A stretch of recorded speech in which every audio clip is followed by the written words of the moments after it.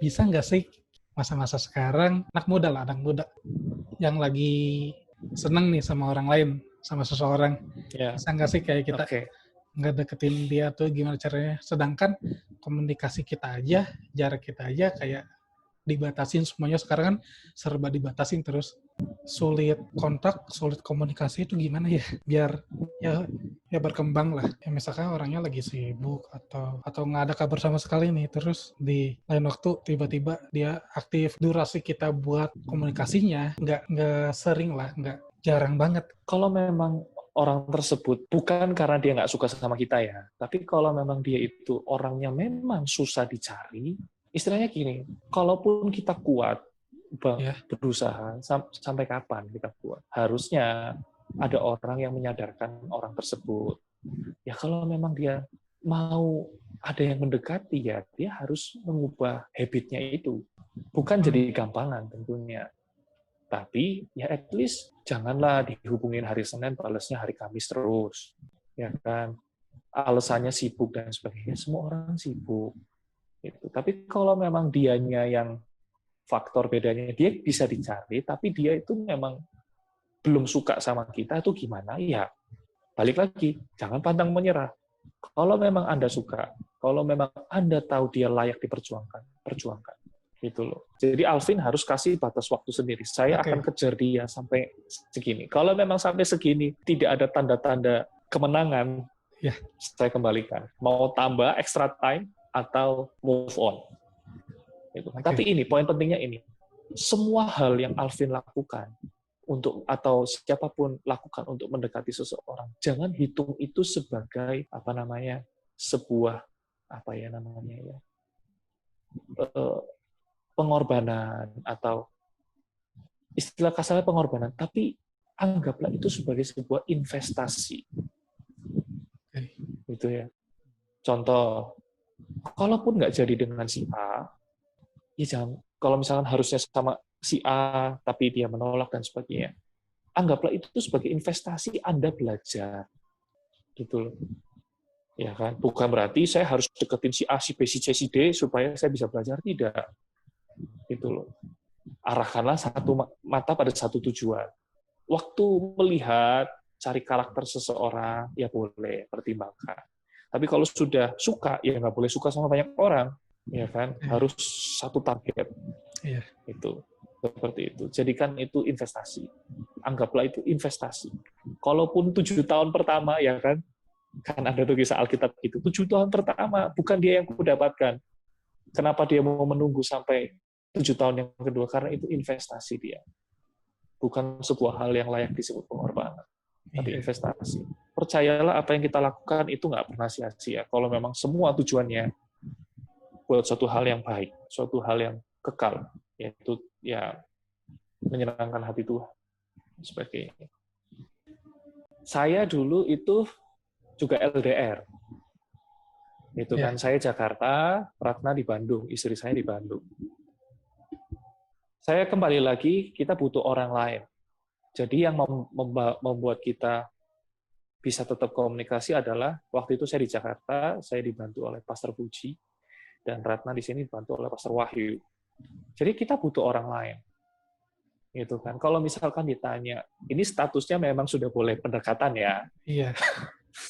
Kalau memang boleh pendekatan, ada banyak cara. Beda kota, nggak masalah. Sekarang kan bisa ada aplikasi-aplikasi pesan makanan online itu bisa antar kota. Pesankanlah sekali-kali makanan. Jangan cuma buat orang yang kita suka, buat keluarganya sekalian. Tapi kita tanya dulu, mereka merasa safe nggak kalau diantar makanan dengan kurir-kurir seperti itu? Karena kan tiap orang sekarang ngadepi pandemi kan beda-beda. Iya. Ada yang benar-benar nggak mau diantar, mau ambil sendiri, tapi ada yang merasa, ya kalau di rumah saya sudah ada disinfektan atau hand sanitizer, sekarang percaya dengan standarnya perusahaan-perusahaan Indonesia soal hal-hal itu, ya nggak masalah. Aplikasi-aplikasi itu kalau percaya dengan standar keamanannya, ya nggak masalah. Ya sudah, pesankan.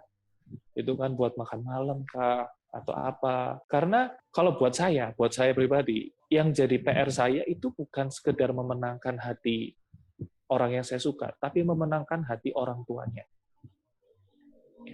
kalau hati orang tuanya saya bisa menangkan, ini kasarnya ya, kalau hati orang tuanya saya bisa menangkan, anaknya dari nggak suka sama saya pun orang tuanya pasti jodoh. Oh ya. Iya kan? Papa mamanya selalu akan ngomongin yang baik tentang saya dan sebagainya. Ya tentu libatkan Tuhan. Saya tidak menyebutkan poin libatkan Tuhan terlalu banyak karena memang itu harus, ya kan, berdoa, menggumulkan dan sebagainya, gitu kan. Nah kalau cara yang lain ya simple. Sekarang kan banyak ya aplikasi jual beli online, belikanlah gift sesuatu atau seperti ini, rekam video, kamu nyanyikanlah lagu sesuatu kalau memang dia suka dinyanyiin. Ya kalau enggak kirimkanlah hal-hal yang bukan. Jadi komunikasi bisa banyak, tapi nggak efektif itu bisa. Contohnya, komunikasi sehari sekian kali, tapi basa-basi. Nanyanya sudah makan terus belum, dan sebagainya. Nah, justru di saat seperti ini, dulu waktu saya LDR, sudah pacaran sih, tapi untuk membangun kepernikahan kan kita butuh tahu pemikiran masing-masing. Betul ya? Saya kadang lemparkan pertanyaan ke Ratna gini, hal-hal yang fundamental yang buat komunikasi itu jangan cuma basa-basi aja. Karena kan kita mau mengarah ke pernikahan suatu hari nanti. Ya saya tanya gini, menurut kamu kalau membahagiakan orang tua itu caranya gimana? Apakah kita cukup kasih uang tiap bulan? Atau kita visit ke sana sesekali? Contoh, waktu dia kasih jawaban, kita bisa kenal dia. Pola pikirnya bagaimana? Gitu kan. Terus misalkan, saya juga kasih gini, waktu dulu kan Ratna sempat yang belum memutuskan untuk full time. Saya tanya, kalau gaji kamu lebih besar dari saya, gimana? Kamu bisa tetap submit nggak ke saya sebagai suami? Ya, hal-hal seperti itu yang perlu ditanyakan. Gitu kan. Kalau dia tanya ke saya, kok mau merit kapan? Saya 25 pengen merit. Kamu gimana? Ready nggak? Jadi kalau yang cewek, pertanyaan paling wajib adalah yang kita singgung di atas tadi. Visinya kemana? Meritnya umur berapa? Lah kalau dia sudah PDKT umur 22, pengen merit umur 30, ya pertimbangkan ulang. Memang ada banyak orang juga pacaran bisa 8 tahun, bisa. Tapi kan kita nggak mungkin kasih rekomendasi di atas minoritas. Hal-hal yang minoritas. Yeah. Mayoritasnya kan 1-2 tahun dan sebagainya. Pada kenyataannya, dalam sebuah penelitian, pasangan mau pacaran selama apapun, cuma bisa kenal itu 20-30% aja. Jadi sisanya di pernikahan. Ya kalau mau ditanya pendekatan kayak tadi, ya simpel-simpel aja. Kamu ceritakanlah visimu diam-diam. Itu, oh aku suatu hari pengen punya mimpi begini. Menurut kamu bagaimana? Dia kan kasih tanggapan. Misalkan saya kasih kodenya begini. Oh ya gini ya. Menurut kamu visi itu apa sih? Dia kan pasti jawab. Ya kan? Misalkan saya deketin Ratna, misalkan. Ratna kan jawab, oh visi itu menurut aku gini. Kenapa? Nanya-nanya gitu. Saya akan jawab, iya, saya punya visi begini. Saya akan jadi hamba Tuhan, dan sebagainya, begini. Aku punya suami gitu sih, kayaknya nggak mau ya. Ya berarti kan dia tidak bisa kita pertimbangkan lagi. Gitu kan. Kalau dia bilang, oh iya, kalau Ratna sih mikirnya mungkin kalau saya punya suami seperti itu, saya juga akan support dengan terjun ke ladang yang sama. Contohnya gitu. Berarti kan aman. Visi ke depan terjaga. Karena kalau tanya sama saya, dulu, kalau Ratna tidak support saya di panggilan, saya mungkin nggak sama Ratna. Visi membuat prioritas, jelas. Seperti tadi di awal. Nggak akan mudah goyah, baik itu karena uang, ataupun karena seseorang yang lain. Itu kan. Ya, seperti itu sih, Fit. Cara kita PDKT itu gimana sih kok? Ini yang paling basic banget. Yang kalau kita tuh pengen memulai suatu hubungan, apakah anak muda tuh seberapa dia siap sih? Kapan dia siap? Kapan anak muda tuh siap untuk memulai suatu hubungan? Nggak ada yang pernah siap bangun hubungan. Semua memang kebanyakan didrive oleh cinta kan. Yeah. Tapi kalau ngukur siap nggak siap, kita nggak bisa diukur siap nggak siapnya. Ada orang, saya punya beberapa orang saya kenal dulu waktu pelayanan bersama, mereka adalah orang-orang yang luar biasa dipakai Tuhan. Tapi kok dalam membangun hubungan, kok bisa gagal dan sebagainya. Itu cap saya juga, saya nggak berani, maksudnya saya juga nggak tahu cap saya ini benar atau tidak. Itu kan yang dulunya rasanya high quality jomblo, ya kan, wah paling mantep lah ini, ditunggu-tunggu siapa, ternyata bisa juga MBA, ya kan. Jadi kalau ditakar siap nggak siap, ya nggak tahu. Kalau misalkan saya pernah dengar gini, ada orang terjebak gitu ya, saya kasih ilustrasi. Wanita ini datang ke gereja marah-marah. Saya ini dihamili oleh pelayan Tuhannya gereja. Oh ya, kenapa? Kok bisa gitu? Iya, dia deketin saya dan sebagainya. Saya pikir dengan label gereja, dia orang yang baik. Nah, pendeta ini bilang, justru kalau dia dari gereja, dia siap diuji harusnya. Orang yang dari gereja harusnya ready buat diuji kapanpun. Itu loh. Jadi bukan karena jemaat gereja, jadi akhirnya dia bisa langsung dapat cap lolos sebagai orang yang baik. Belum tentu. Sekarang saya tanya sama Alvin. Alvin lebih pilih mana? Seorang wanita pelayan Tuhan yang mungkin bukan pelayanan stage, yang mungkin pelayanannya juga nggak terlalu yang gimana-gimana, tapi grow gitu ya. Dan dia bisa masak. Atau wanita yang pelayanannya selalu di stage luar biasa, banyak yang suka, tapi nggak bisa masak, nggak bisa ngatur keuangan. Alvin pilih yang mana? Yang di stage yang pertama sih, yang pertama. Yang pertama dong, saya juga akan memilih hal itu. Tapi juga ada orang-orang yang, ya saya kan punya banyak uang, saya bisa sewa pembantu untuk masak dan sebagainya. Ya itu pilihan. Iya. Ya kan, saya nggak bilang pilihan satu lebih benar, pilihan dua lebih benar. Tidak, semua pilihan. Tapi kalau misalkan dibilang seperti tadi, punya uang dan sebagainya, sekarang banyak usaha tutup tuh gara-gara pandemi. Jadi uang nggak bisa kita pegang. Kapan aja bisa datang, kapan aja bisa hilang. Tapi karakter seseorang bisa kita pegang. Buahnya bisa kita percaya. Gitu loh. Jadi sekarang saya punya Ratna. Waduh, berkat Tuhan. Dia join full time ya, mendukung saya dan menguatkan saya juga. Kita sama-sama survive dalam panggilan.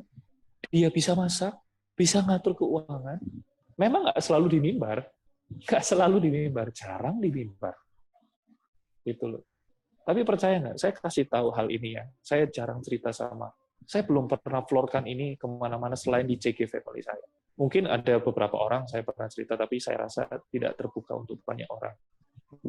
Istri saya ini kerjaannya teknis, jarang di stage. Tapi tahu nggak, suatu hari dia pernah ikut retret doa. Ya, kan firman Tuhan berkata bahwa kalau kamu menumpangkan tanganmu atas orang sakit itu sembuh. Iya. Ya kan? Numpangin tangan aja loh ya, orang sakit itu sembuh. Suatu hari Ratna itu satu kamar dengan pendoa dari kota lain. Di satu sesi, Ratna ini ngelus-ngelus punggungnya, karena dia bilang punggungnya itu tulangnya bengkok gitu. Nah, waktu dielus-elus, tiba-tiba bunyi seperti suara tulang yang kebalik. Dan semenjak itu tulangnya lurus, tulang punggung loh. Nggak perlu pujian penyembahan, nggak perlu harus ada di stage, ya kan? Tapi kuasa Tuhan bekerja. Saya lebih pilih wanita yang membangun hidupnya, ngelend juga, maksudnya bisa mengatur segala sesuatunya. Tapi juga yang dekat sama Tuhan. Itu loh. Jadi, ya itu pertimbangan. Kalau misalkan ditanya siap nggak siap, yang pertama nggak ada yang pernah siap. Kita sering merasa siap, betul. Ya kan, seringnya kan gitu. Tapi siap nggak siap, kita nggak pernah tahu. Nah yang kedua, kita nggak pernah punya takaran. Siapnya seseorang tuh apa? Kasih saya checklist. Gitu kan. Kecuali 7 checklist itu kan kriteria, bukan kesiapan kita. Gitu loh. Ya kita bisa punya itu, tapi kalau mentalnya kayak tadi, gampang nyerah, masih bawa flashback dari masa lalu, contohnya, ya itu juga susah. Seperti itu. Tapi 7 checklist itu paling mudah memang. Paling mudah untuk kita pelajari. Terus kalau ditanya batasannya seperti apa? Ya, simple. Kalau saya pergi, dulu waktu LDR, saya ada tugas untuk survei tempat retret di Bandung, saya izin sama Pastor Fuji, saya tanya, kok boleh nggak saya ke Bandung ini, waktu saya selesai survei, sebelum pulang kita rencana mau ke mall dulu. Tapi di sela-sela mall itu boleh nggak saya ketemu Ratna? Oh boleh, silahkan. Jadi saya silahkan bertemu berdua, tapi jangan di kesepian juga. Di keramaianlah ketemu. Gitu loh. Pemimpin juga tahu kalau memang itu pertemuan yang serius, atau ya pergi kemana itu juga saya kasih tahu pemimpin. Itu kan. Karena kalau ditanya, nggak ada yang tahu, susah. Percaya nggak? Waktu itu saya ke mall PVJ, di Carrefour-nya, saya sama Ratna duduk berdua. Percaya nggak? Tiba-tiba di depan kami, Pastor Moro lewat. Iya. Itu dulu Pastor Moro masih di Medan. Saya pikir itu jadi pesan buat saya bahwa Tuhan mengawasi kami. Hati-hati. Kalau main ke kosan boleh, tapi kan sekarang nggak boleh, belum bisa main ke kosan. Saya main ke kosan Ratna, saya baru tahu kamar Ratna yang mana waktu saya bantu dia pindahan jadi full time ke Jakarta. Jadi dengan kata lain, saya tak pernah main di kamar. Tahu aja enggak? Kita mainnya di ruang tamu. Itu loh. Mainnya di yang orang sering lewat. Itu membantu menjaga kita juga.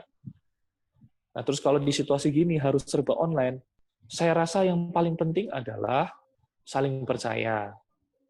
Nggak perlu ditelepon setiap saat, nggak perlu di-chatting setiap saat. Cukup mungkin pagi hari, mungkin ya bicara dan sebagainya, kasih tahu hari ini planning apa, itu kan, dan sebagainya. Malam mungkin atau siang, ya siang ingatin makan juga boleh, malam atau malam ya sekedar bicara, telepon mungkin, kalau telepon ya doakanlah, saling mendoakan, itu kan hal yang baik juga. Itu loh, jangan melulu soal kita dan kita, tapi itu bicara soal Tuhan juga, seperti itu. PDKT macam-macam kok, macam-macam, banyak hal yang bisa dilakukan. Kita gereja kasih larangan ABC pun sekarang orang-orang pintar bisa cari celah dan sebagainya. Iya. Kalau buat awal-awal nih, kita berteman dulu aja ya kok ya. Betul. Bertemannya gini. Jangan cuma waktu berdua. Waktu dia sama teman-teman CG-nya, itu gimana sikapnya? Jangan sampai waktu sama teman-teman CG-nya, dia itu pendiam, tapi sama kamu berdua, dia tuh ceria banget. Iya. Ada something yang salah, berarti. Ada sesuatu yang salah. Kok beda? Teman-teman CG-nya bilang, dia ini pemalu dan sebagainya. Tapi sama kamu, benar-benar bisa ceria, bisa seada-adanya, gitu kan. Nah, kenapa bisa begitu? Harusnya seseorang yang karakternya baik dan benar adalah yang saat keramaian dia A, dan saat berdua dengan kamu dia A. Itu patut jadi pertimbangan. Itu. Jadi ya mulai lihat-lihat aja. Itu. Dia di status gimana, di Instagram yang dia upload apa, di story-nya apa, seperti itu. Boleh tanya ke teman-teman CG-nya. Kalau misalkan Anda, ya bukan teman-teman CG lah, misalkan saya tanya ke pemimpin CG saya, biar pemimpin CG saya yang tanya ke pemimpin CG-nya dia. Iya. Gimana sih di CG dan sebagainya. Ya seperti itulah. Libatkan orang lain lebih mudah sih sebenarnya. Menangin hati orang tua tuh yang paling pertama, yang penting kan, penting buat, walaupun di awalnya nggak senang gitu, kalau kita menangin hati orang tuanya dulu, ada kemungkinan di akhir berbeda kan, beda cerita gitu kan. Iya, saya berani bilang orang tua adalah faktor yang penting. Karena banyak juga yang sudah jadian, tapi tiba-tiba orang tua nggak setuju, jadi batal. Iya. Harus putus di tengah jalan. Orang tua tuh nggak boleh dilupakan. Karena waktu kita menikah, saya menikah dengan Ratna, berarti saya menikah dengan latar belakang Medannya. Bukan cuma orang tua, tapi cara mereka bicara, ya kan. Saya di rumah ini kalau mereka ngumpul keluarga besar, saya ini nggak ngerti mereka ngomong apa, gitu loh. Tapi mereka menghargai. Sometimes kalau ada pembicaraan yang saya perlu terlibat, mereka bicara pakai bahasa Indonesia. Nah, itu bisa diterima lah, sebagainya. Saya pikir bukan menjilat orang tua sih. Ya sesekali aja. Memang fokus kita ya ke orang yang kita suka, gitu loh. Tapi sesekali anggaplah menyenangkan orang tua itu nilai plus, gitu loh. Nilai plus. Ya mungkin tanya, mama, orang rumah sehat ya, papa mama sehat ya, gitu dan sebagainya. Ulang tahunnya kapan? Terus biar kita berani gimana sih kok ke orang tuanya? Itu saya nggak bisa kasih tips ya. Jadi Iya, kalau gimana supaya kita berani? Ya beranikanlah dirimu. oke. Gitu. Kalau saya mau bisa belajar mobil, ya saya harus berani belajar mobil. Gitu loh. Kalau memang diwakilkan terus, ya sampai kapan saya bisa belajar mobil? Iya, Ya kan? Ya mau gimana? Setiap kali, meskipun si A-nya serak sama kita, tapi kalau kita ketemu orang tuanya selalu diem dan sebagainya, itu jadi nilai minus sebenarnya. Percaya nggak percaya? Nanti pembawaan dia di keluarga bagaimana? Kalau jadi suami bagaimana? Ya kan? Kok toh kelak dia akan jadi orang tua kita juga. iya. Seperti itu. Ya, eh, puji Tuhannya, saya nggak tahu sih, ini kata orang sih. Ya, saya nggak berani bohong karena bukan yang pertama. Tapi sejauh ini yang saya lihat dan saya dapat report dari orang, saya lebih banyak yang mama-mama yang cocok dengan saya. Oke. Gitu. Jadi, ya buat saya mudah. Gitu loh. Seperti itu.